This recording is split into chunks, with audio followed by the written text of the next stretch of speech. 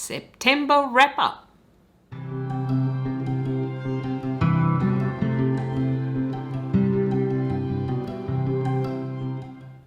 G'day to all you lovely people and welcome back to my channel. I'm Kathy and today I'm going to share with you what I got up to in September in Melbourne, Australia. Okay, as far as I'm concerned, September was lockdown month. We have been in lockdown the entire month. Yeah, a whole month. We are still not allowed to go anywhere, see anyone. Some restrictions are slowly lifting, but it looks like we really won't be able to do anything or see a lot of people until the end of October, which is a little frustrating. I can't deny it. The weather hasn't been very warm. It's been slowly getting a little bit warmer, but generally the nights are quite cool, though it doesn't feel like winter cold anymore. But in a way, because it's cold, it means that I'm not as inclined to go out, and it's been very wet. It's actually raining today as well. It rained yesterday, the day before, so it's been quite wet and coolish, I'd say. But October's coming, so is daylight savings, and hopefully the weather will warm up soon and I'll be able to spend a lot more time out in my garden, which I have missed so much. So that's the weather. That is what's going on. Not much. We have been having protests. We have had violent protests actually, last week in particular. People in the construction industry were protesting that their industry was shut down for a couple of weeks. Drives me insane. So many people have been unable to work for months, and this group are complaining because for 2 weeks only the industry shut down. They're also protesting requirements that they get vaccinated because it appears they've been spreading the virus. We were doing really well, but we recently had 1,400 cases, which is a lot for us in Melbourne considering we are in lockdown, and unfortunately people aren't following the rules. But it looks like the protests have been as a result of agitators as well, people who are anti-vaxxers, etc., and don't like the lockdowns, which we all understand. No one likes lockdowns, but it doesn't matter. Some people feel, well, they're above the law and they can do what they like. It's not even like they were wearing masks. I feel if you want to protest, that's fine, but there are so many other more important issues than your industry being shut down for a few weeks or not wanting to get vaccinated. But hey, who am I to say, right? Don't get me started, because I can go on and on and on for a while, but I'm not going to. Okay, so what else has been happening? Unfortunately, because we are in lockdown, some of the usual things we can do in September, we can't because everything is shut down. I haven't been able to go to the botanical gardens, which I really wanted to do in spring, maybe next month if I'm lucky. We have the Melbourne show, which is like a big fair, I guess, where you see lots of animals, there's lots of show bags, there's events, there's dog shows, pony shows, it's all sorts of things which I love doing.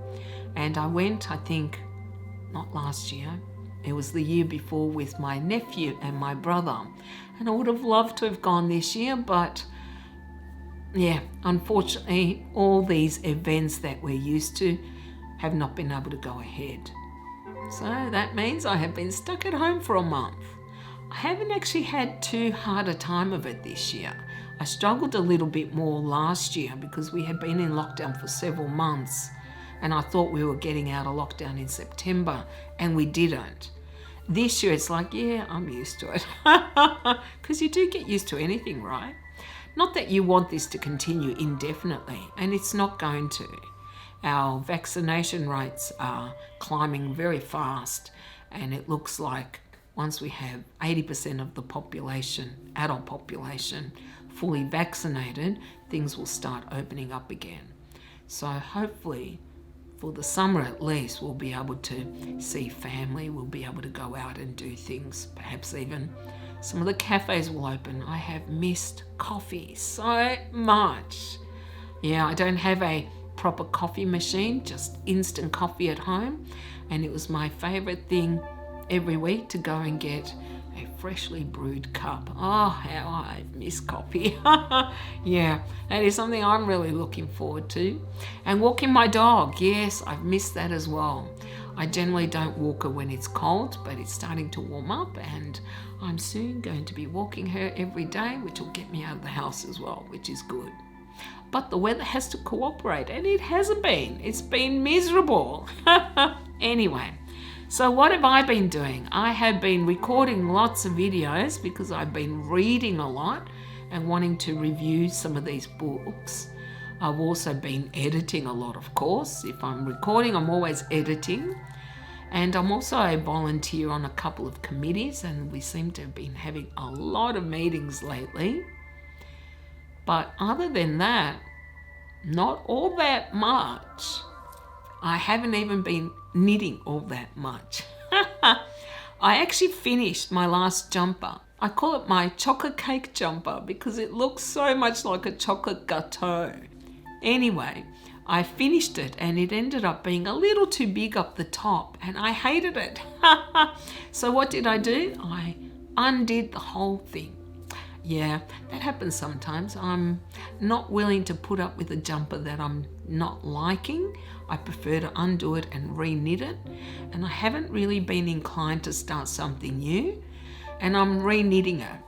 But because I haven't been watching much on television, because I've been reading so much, I haven't been knitting all that much. Maybe I needed a break. I did go a little bit overboard earlier on. Which leads me on to what I've been watching. Not much, yeah, definitely. I did finish watching the TV show Elementary, which I really enjoyed. And then I decided to watch Sherlock, the English version, with Benedict Cumberbatch. I don't know how to pronounce that. I always get it wrong. And Martin Freeman. I loved that show when I saw it the first time. I did not enjoy it as much this time, and I think this was my third viewing. Some episodes I love, I think they're fantastic, but some of them I did not enjoy. It became a little too much like James Bond, spy thrillers. It just stretched credulity too much, and I was like, oh, come on. I was rolling my eyes, and I just didn't enjoy it. I really did prefer Johnny Lee Miller's Sherlock Holmes, and I definitely preferred Lucy Liu as Watson. Surprisingly enough, I've hardly watched any YouTube, and I think the main reason is I just can't take the ads. Yeah, I still haven't gotten over how many ads I had to watch during the Olympics. So I started this TV show that I bought on Blu-ray about a year ago, and I've been wanting to watch. I have seen it before several times, quite a few times actually, and I'm sure you guys will recognize it if I do this. Nee, nee, nee, nee, nee, nee, nee, nee, nee, nee, nee, nee. I have been wanting to do that for ages. If you haven't guessed, it is The Twilight Zone, the original and the best, no doubts about it. I have seen all the others except for the brand new one. I think it only came out this year or last year. There is no comparison to the original. It is sublime. It is so well written, beautifully written. I love the language that Rod Serling used. I love the concepts and ideas behind the episodes. They're so original and so clever. I don't think I've seen anything that matches Twilight Zone. And even though it's so old now, I think it was filmed in the 50s and early 60s, it's still really clever and it still packs a punch. Yeah, I'm really enjoying that. But as I said, I'm not really watching a lot of TV at the moment. I haven't even finished the first season yet. I'm hardly watching any films, though I did watch a Hitchcock film the other day, because I do love Hitchcock. So basically what I've been doing is just reading and reading and reading. Yeah, I don't know how much I've read this month. I've lost track actually. I had 5 books left in the Wheel of Time, which I have read before, and I finished it. And wow, I was just so wrung out at the end of that series. It doesn't happen very often to me where a long series, whether it's books or TV shows, say like Buffy, because I love Buffy, or films, the really exceptional ones pack such an emotional punch that at the end of it, I usually feel completely wrung out, like I have been through an emotional ringer. And that happened to me after I finished The Wheel of Time. I was just like, oh my God, I don't know how to feel about it. I was so emotional over events that happened, over what happened to some of the characters. It was like, I don't know how to describe it, but it is a great feeling when a series can do that to you, whatever it is. For me, that is a sign of great writing, of being so emotionally invested in it that it feels like it's happening to someone I know, someone I love. It's amazing. So I loved that, but it took me a few days to get over it, I won't deny it. And then I read a few other things, and I also read, I think, several books in the Dresden Files. Yeah, I finished book 12, and oh my God, it happened to me again. And I was just as emotionally wrecked as I was after the Wheel of Time. So it happened to me twice, which is so unusual. I can't remember the last time I was so overwhelmed by a series of books or TV show or film series. But yeah, so that took a bit out of me. Didn't stop me reading. I read the prequel to The Wheel of Time, The New Spring. I read an Agatha Christie book. I'm in the middle of American Gods by Neil Gaiman. I have heard a lot of good things about this book, and I know that there is a TV series which I really would like to see, but I generally like to read the books before I watch the films or the TV series.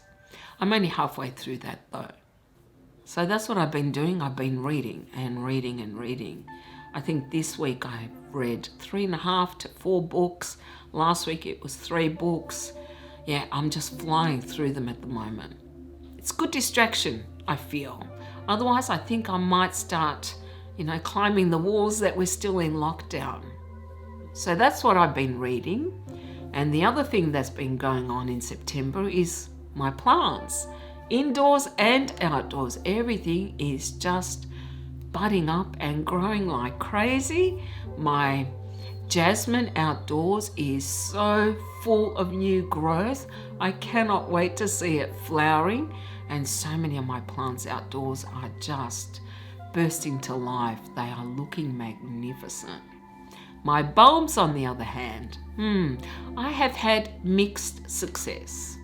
I am considering doing a separate video giving you a full rundown on what has happened with the bulbs, but not everything came up this year. Yeah, some bulbs just didn't flower at all, some did. And I've taken a few photos and I'll show you what they look like. My daffodils really struggled, I think, in the pot, but the freesias seem to be doing really well. So I've really enjoyed a bit of colour on my deck, which I had resealed just this week actually, in preparation for the warmer weather. We can't, of course, go to nurseries because everything is shut, and there's still not a lot of plants available for the garden for spring and summer. That'll be probably next month. I'm not sure yet if I want to buy anything online. I might wait until things open up, if they ever do, and then go and buy a couple more plants for outdoors, really, not for indoors. I did buy some indoor plants, but I've recorded a video of that, which I think you guys will see in a week or two. I'm actually a bit ahead with my videos at the moment, surprisingly. Well, I've got lots of time, right? Yeah, that will change as soon as the weather warms up and I can do a bit more potting outside. I have also been potting. We did a little bit of repotting yesterday. some of my plants I wanted to combine into one pot, which I did. Not everything, just some. Also was checking on some others. Yeah, I've had a few die. What a surprise, right? I lost 2 this week. One of them, surprise, surprise, is my alocasia dragon scale, which I got to enjoy for 2 weeks only. Oh, that little shit. Yeah, I hate that thing. I really do. They are the devil. I'm convinced of it. I bought it in summer, and within 2 weeks it just started discarding leaves. It eventually lost all its leaves, so I thought I'll keep it during the winter, let it hibernate, and see if I can get it to come back in spring. Of course, I failed dismally. I gave it some fertilizer, I watered it, I gave it lots of light. There was no sign of life. So I took it out of the pot the other day, and yet there was nothing there. I couldn't even find the bulb. Yeah, so that one bit the dust, and I had a couple of other things die. Wow, I must be a really bad plant owner, I think, because there's constantly something not doing well in my home. My raindrop peperomia and my obtusifolia both are down to stubs with maybe 1 leaf growing. Yeah, they look terrible. They have lost so many roots that I placed them in smaller pots. I took a few stem cuttings and I've placed them in my propagation box, but they're not doing so well.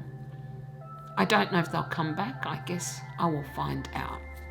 And surprisingly, my Aglaonema hot lady, I think she's called, which sits behind me. I don't know if you can see her, but I'll give you some footage of her.